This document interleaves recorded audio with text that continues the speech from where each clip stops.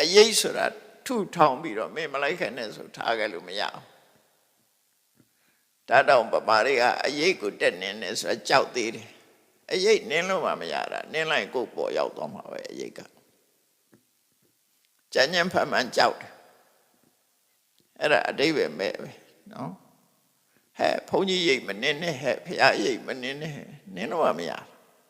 နင်းကြည့်ပါလားကိုယ်ပေါ်ရောက်သွားတာအရေးဆိုတာအရေးကိုမနင်းနဲ့ဆိုတာမဖြက်စီးနဲ့လို့ပြောတာမစော်ကားနဲ့လို့ပြောတာဖရာကိုမစော်ကားရဘူးတရားကိုမစော်ကားရဘူးတန်ခါကိုအရေးနေခက်ချိုးချိုးမလုပ်နဲ့အဲ့လိုဆိုလို့တဲ့စကားကိုလူရိတ်ထင်ပြီးတော့ရှောက်လို့အရေးဆိုတာတော့ကောင်းထဲမှာမဟုတ်တာ